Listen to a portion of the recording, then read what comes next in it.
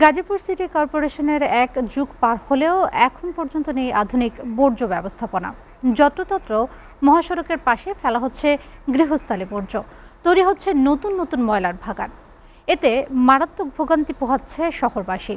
অপরিকল্পিত বর্জ্য ফেলায় মারাত্মক স্বাস্থ্য ঝুঁকিতে পড়ছে মানুষ। তবে দ্রুত সমাধানের আশ্বাস প্রশাসকের। গাজীপুরের প্রতিনিধি পাঠানো তথ্য ও ছবিতে ডেস্ক প্রতিবেদন।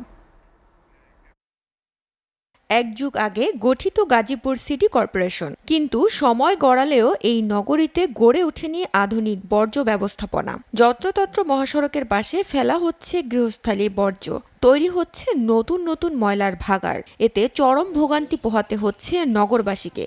অপরিকল্পিতভাবে বর্জ্য ফেলার কারণে তৈরি হচ্ছে মারাত্মক স্বাস্থ্য ঝুঁকি, হুমকির মুখে পড়েছে পরিবেশও। কিন্তু আসলে সিটি কর্পোরেশন উদ্যোগ নিয়ে ভালো একটা কাজ করার উদ্যোগ, যেমন এই যে কারেন্টের খুঁটিগুলো আছে, এগুলো তো সমস্যা হচ্ছে। আমরা অনেক অনুরোধ করতেছি স্যার, এটা তো শোনে না, এরা খালি ময়লা হালাই। মানে বাসায় বাচ্চা কাচ্চা করে অসুখ হয়, মাছি মশা অতৃপ্তি। আমরা লাঞ্চের খাবার নিয়ে আসা লাগে, কিন্তু এখানে এই যে মাছের জন্য খাইতে পারি না, ওই যে ওইদিকে ময়লা।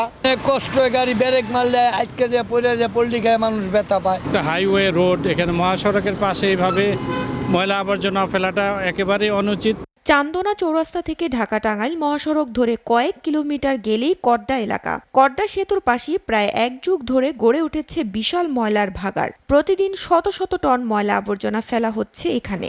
এছাড়া নাওজোড়া হাইওয়ে থানার পাশেও নতুন করে তৈরি করা হচ্ছে ময়লার স্তূপ। ময়লা ফেলার ঝুঁকিতে রয়েছে 33,000 ভোল্টের বিদ্যুৎ লাইন। ঘটতে পারে যে কোনো সময় বড় ধরনের দুর্ঘটনা। ঝুঁকি মোটামুটি ভালোই রয়েছে, কারণ 33,000 তিনটা ডাবল সার্কিট, তিনটা যে কোনো সময় একটা দুর্ঘটনা ঘটতে পারে। এটা আমার কন্ডাক্টর হিসাবে আমরা এই তারগুলো টানাই যাচ্ছি, কারণ তারগুলো খাম্বাগুলো এলে গেছিল। সিটি কর্পোরেশনের লোক ময়লা ফেলাতেছে, ময়লা ফেলানোর কারণে লাইনটা ঝুঁকিপূর্ণ হইতেছে, লাইনটা আইলে পড়ে যেতে পারে। সিটি কর্পোরেশনের প্রাণকেন্দ্র চান্দনা চৌরাস্তা, টঙ্গী সহ বিভিন্ন গুরুত্বপূর্ণ এলাকার চোখে পড়ে ময়লার ভাগাড়। ঢাকা ময়মনসিংহ মহাসড়ক এর বড়বাড়ি এলাকাতেও রয়েছে বিশাল বর্জ্যের স্তূপ। তবে নতুন প্রশাসক নিয়োগে ক্লিন এবং গ্রিন সিটি প্রত্যয়ে দ্রুত সমাধানের আশ্বাস দিচ্ছেন প্রশাসক। সিটি কর্পোরেশন যাতে সবচাইতে আপনার গাজীপুরবাসী সহজে সেবামূলক যে বিষয়গুলো আছে সেই বিষয়গুলো নিয়ে আমরা আলোচনা করেছি। দীর্ঘদিনের এই বর্জ্য সংকট থেকে দ্রুত মুক্তি মিলবে এবং গড়ে উঠবে আধুনিক বর্জ্য ব্যবস্থাপনা, এমনটাই প্রত্যাশা নগরবাসীর। SATV news desk.